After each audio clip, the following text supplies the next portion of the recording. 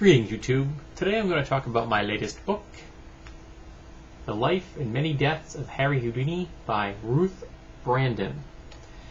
Now, I've been a fan of Harry Houdini my whole life.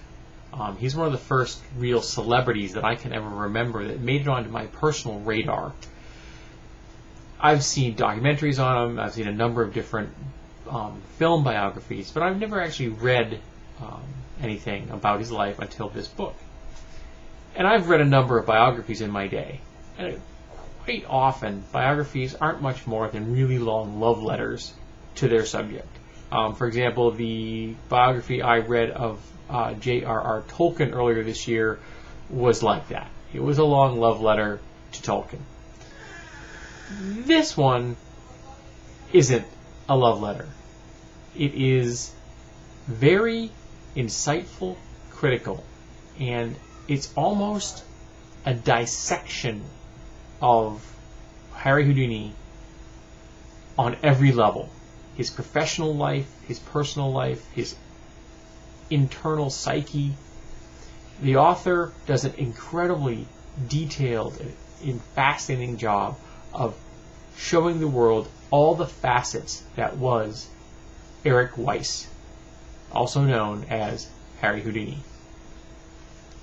And as it's a comment in the book that says, mother-fixated, death-obsessed magician, and he was.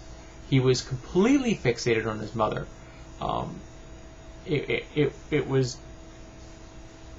Grecian in its depth. It was just amazing. It really was like a Greek drama in a lot of ways. And his fascination with death, the way he danced with it all the time. And I think the fact that there were times when he almost didn't want to come back from the edge, that gave his act that certain something that other magicians didn't have. And his acts were amazing, even though a lot of his work was just slightly modifying other acts that had been done in the past and putting his own spin on them. And one of the things he did do, for example, is when he came up with a new method for doing something he'd done in the past, he would then reveal to the world how he used to do it.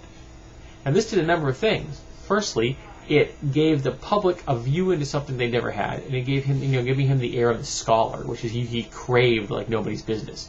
He wrote books or had books ghost written for him because he wanted people to think of him as a scholar. Another thing it did is that that now that he's revealed this secret, new magicians moving up into the field couldn't use that trick. And they didn't know the new method he'd come up with. So he was preventing people from cutting in on his act, literally.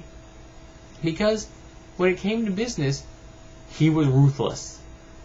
He didn't brook any competition. Not even from his brother, Dash Weiss, who performed under the name Theo Hardeen. And in fact, even after Houdini's death, Theo continued to do his act, to do a magic act.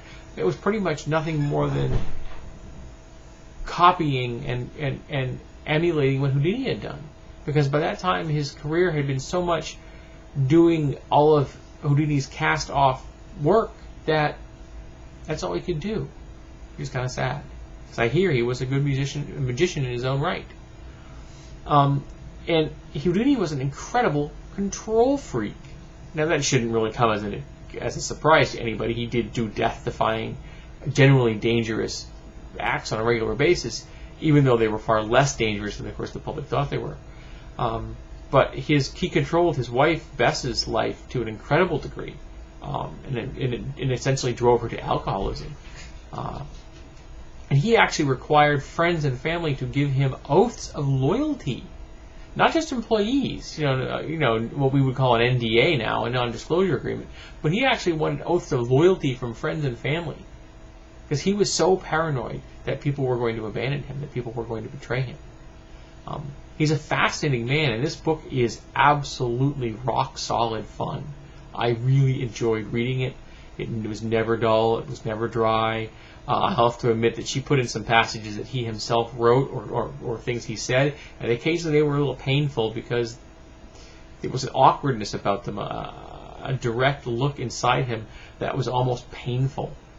And she is insightful not just about Houdini, but she even has a section where a passage where she talks about interpreting the behaviors and the traditional history of Moses and Joshua as magicians.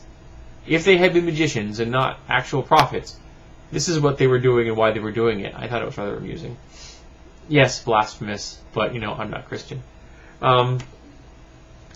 So if you like Harry Houdini and want to get a glimpse into that world, not just of his personal world, but the world of magic and the world of the vaudeville acts, prior and during the invention of movies, this is an excellent book. I very much recommend this to anybody. In fact, I'm going to keep this book thrown on my bookshelves. It's one of the rarities nowadays. I don't actually keep many books now. I tend to get rid of them as soon as I'm done with them, because I don't want to stock my shelves with things I'm never going to look at again. But if you're a Harry Houdini fan, this is a definite must-see.